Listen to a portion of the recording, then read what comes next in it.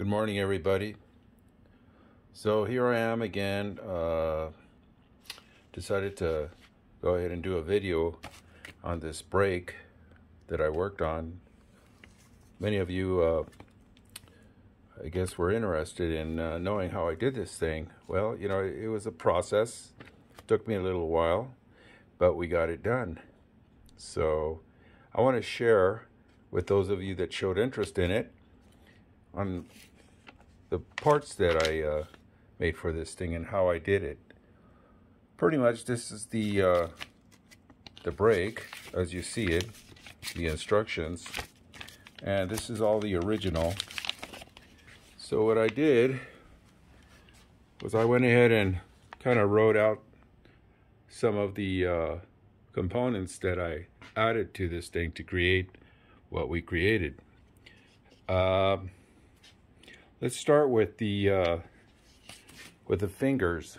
Well, I know everybody had an interest in how I did these fingers, and you know, as you put them out there, they feather out, and it's kind of a nice little tool to have for you know, what I showed you guys on you know, pan brake or boxes or whatever it is you're making. So basically all I did was, this is a piece of flat stock, 3/8 by 4.5 by 3 foot long. Okay, it spans from this end to this end. And what I did was I got a piece of bar stock like this. This isn't the right size. I kind of used up the rest of this one, but anyway, it's just to give you an example. So what I did was I got a piece of this and 3/8, and this is 4.5 by 3 foot. I just basically laid out, marked all my lines in here, the lines you see here, laid them all out on here, just kind of a line here, a line here. Then I scribed them with a metal scribe, and then I set my bandsaw. Once I had all my pieces laid out, I went ahead and set my bandsaw here. As you could see in a picture that I did, I put them on here and I cut them. So that gave me the small little pieces that I needed to cut this thing. You can kind of see how they go. And then I just kind of cut all my little fingers on the bandsaw. You could probably use a steel cutting chop saw or even a jigsaw or whatever it is you need to cut this with. So that's how I cut all these, and I cut them to length to what I needed to give me various, you know, widths to make up whatever bends I needed to make for whatever project I was doing. So it just basically started out like this, just like this, piece of metal like this. And I got a paint angle grinder paint stripper, and I just kind of ran it over this, took all that rust and stuff off of it and kind of polished it a little bit. I left it rough like this, so that's okay. All right, so now that I've established all my pieces here and I cut all this, what I did was I got my pieces, which were once upon a time square. So to get this angle here, I needed a 45-degree angle, because that's what I worked on originally on here. So this piece right here is 45 degrees, which is this old piece here that I cut off. So this is 45. So this thing would go down, and this would be 45 here, my table here. So I would have to cut an angle that's 45 right there to fit on there. So that seats on there really nicely, and that's how I did that. And to do that, I had a couple of ways of doing that. I'll walk you to the location here.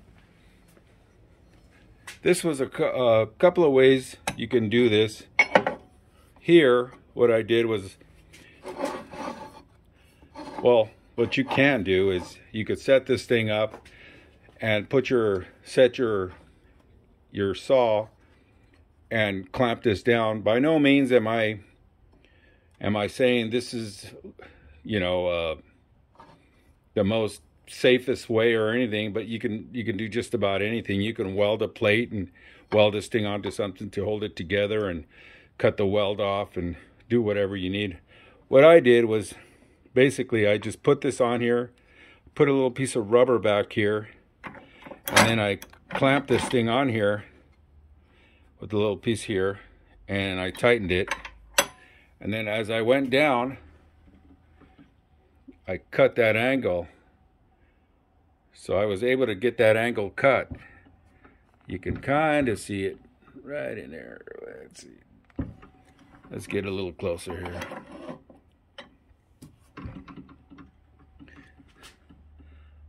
Yeah, just like that. Anyway, you get the picture. So what I did was I cut them to 45 degrees, and it seemed to work out okay. The other way was to put them on the mill, cut them on this mill, and just set them, put a setup on here and just cut them all the way across, and just put them on a clamp and just clamp them up and work that way.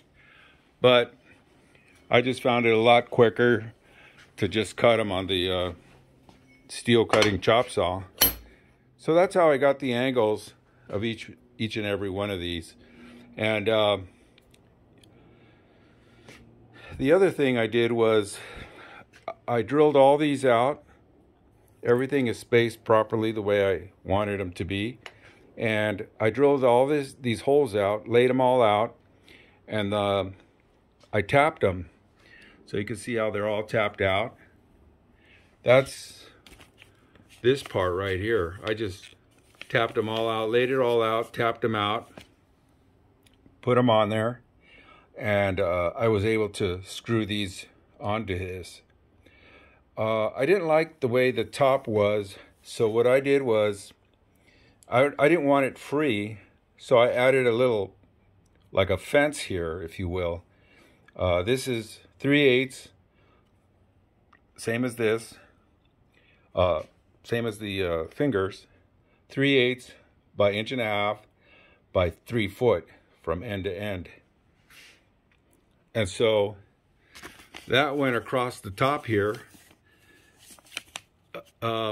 flush with this line right there. So you can kind of see how I did that. I went flush right across. And I was able to establish a nice flush line so that when I put these on there, I was able to drill them out, you know, and go ahead and thread them. Now, I pre-drilled all these on my drill press. So I set these things up on a drill press and had them all ready to go, so that when I laid this thing down, before I welded this plate on here, I had this flat, I laid it all down, and I was able to drill all my holes out by placing this on top of there, like that, flush, and clamp down, and doing a small little drill hole there to align these things so that they're perfectly in line. You have to be very, very careful that they don't move on you. You clamp them down really nice and make sure that everything's in line. Your holes are nice and lined up. You could do a little pilot hole, small little hole, and that'll give you a nice alignment. Then you kind of set it up and drill as you go to whatever dimension you want for your screws. These are all 3/8/16. So 3/8/16. Sorry about those folks that use the metric. I don't use metric. This is all fractional. So you can probably look it up. And anyway, that's how I did it. These are 1/4 inch. So the 1/4 inch would probably be a 1/4 inch 20 thread. And I put them all equally spaced across here. And drilled them out and put them on there equally spaced. Okay, the next thing I did was, once I had this established and I was able to put all this thing on there, you know, bolt them up or whatever, then what I did was I went ahead and cut my plate here. There's 2 of them on both sides that I had to use because the original one was too small. This thing was tiny. So I wanted to extend it. And the fact that I had to extend it this much was because that's how much I added to this right in here. So you could see the spacing there. This is the one that originally went here. You could see how much I went forward. This is the original part. Well, that didn't work out too good. It was too small. It was too small, and it was meant for this particular one. So I cut these out, and that's a 1/2 inch by 8 by 5 inches in height. I mean, I guess one could do whatever, you know, you want to do. You can make these higher to make your fingers a little longer. But for my purposes, I think symmetrically, I elected to go with a 5 inches high by 8. And then that was, I was able to accommodate the extension that I have right here. So that was able to, I figured it all out. And so that's how that came out. And then the fingers, well, you know, the fingers, once they were all cut, you have a kind of like a rough thing. So what I did was I just got a, it's not detrimental. By no means am I building a, you know, some fancy, you know, production brake here. This is just homemade, and it suits me just fine. And I hope you folks don't think I'm a, you know, a professional machine builder or anything like that. This is just homemade, so home modifications. And I enjoy doing this, and I hope this helps somebody. So please bear with me for you know, how I explain things. And I know there was a couple of unhappy folks out there that didn't care too much how I explain things, but I apologize. I'm the most humble person in the world, and I'm here to just share what I do. So anyway, so this right here, the way this works is I went ahead and added a, let me put you on the tripod here. Yeah, because that way we could,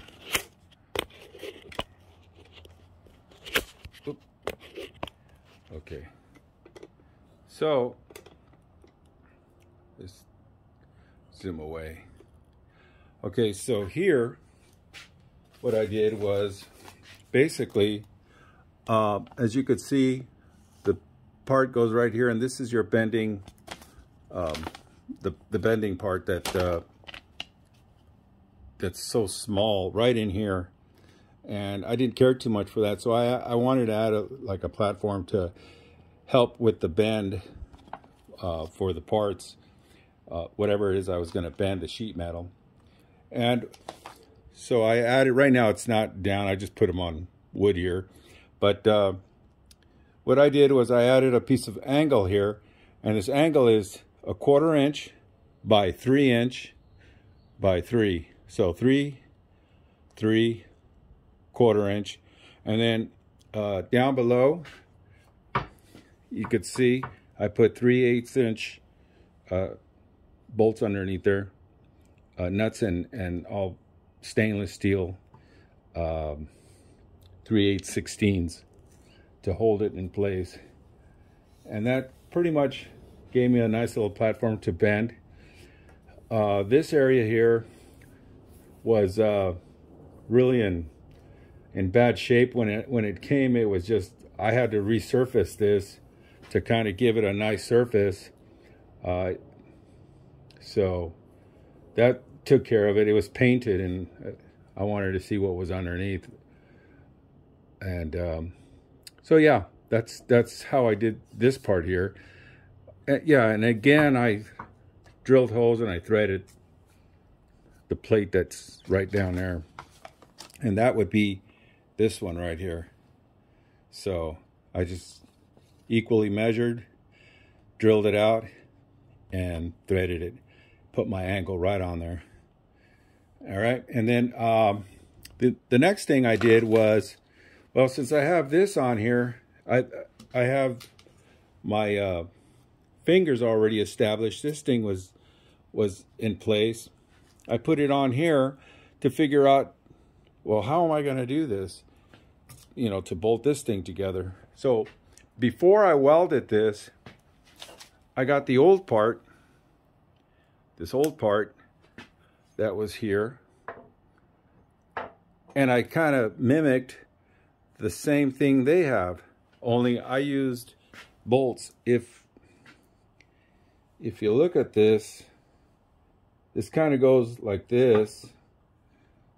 Right here, I use on this part right here, I use a through bolt, and that pretty much holds this in place.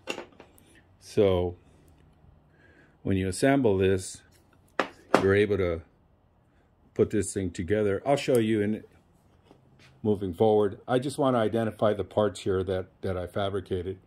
So that's that one. Now this is this part.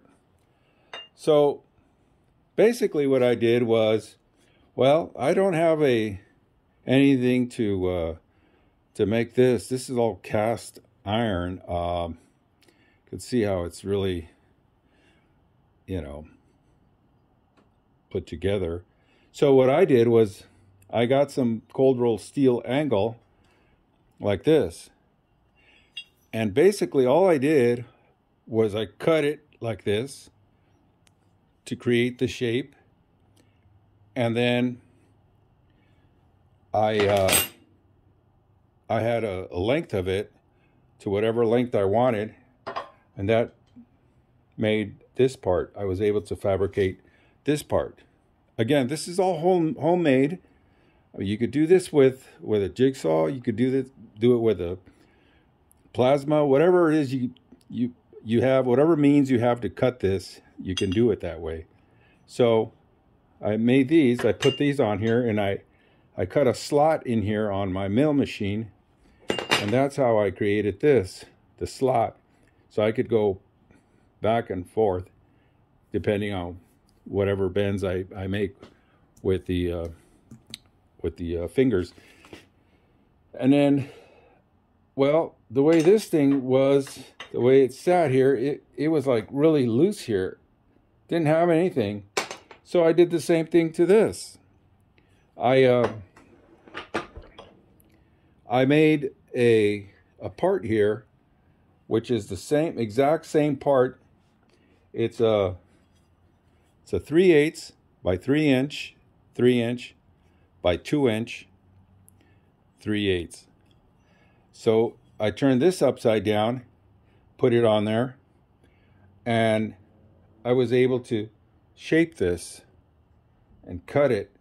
And so what that did was that created a little platform on there to help support this. And I welded it back here, so that was able to hold this right here nice and solid. So when you go ahead and press down and break, you can bend something and, you know, fairly thick and not have to worry about, you know, the darn thing kind of tweaking and messing up on you. So that's kind of how I did that. It used to have a little piece right here. I took it out with that, or here somewhere, like a little guide here.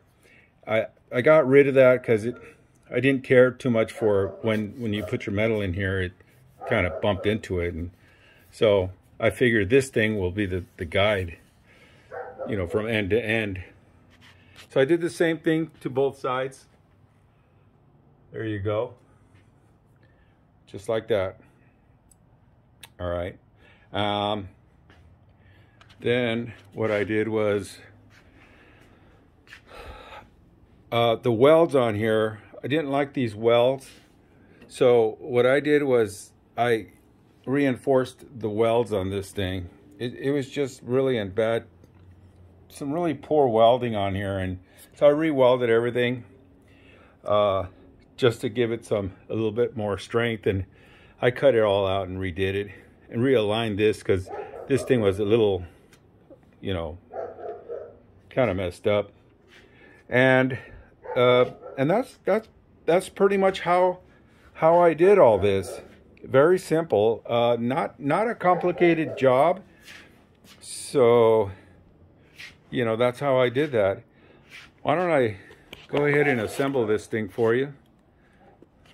Try to see if I can get this. It's pretty heavy. So anyway, okay, so I'm back and got these things bolted up. This was really heavy. I got both sides done, as you could see, and there they go. So I went ahead and put installed the clamps. Got this thing on there, so that's good. Both sides were installed. I have a 1/2 inch, you know, Allen nut, so it's on there, both sides. So these are all done. I went ahead and put the fingers back in here, and you can see how I installed those. So just a quick note for reference. This remember, this is one solid piece here. When you go to drill these out, you drill it out as a hole. So you're basically using a whole piece like this, the whole piece. And you have your plate cut to length, your lines in here, and then you lay out all your holes and you drill them out on your drill press. Okay, that way all your drilled holes will be in line with this, and you set it on there, and that way you can go ahead and do your drilled holes into the back of the back piece over here, and then you go ahead and thread it. So that's basically how I did all this, and it's not very complicated. Again, once you have all this drilled out and everything's all done, now you have one plate like this, and you have this thing all laid out with all your lines on here. you go ahead and cut it. And when you cut it, it's going to give you a small little gap right here.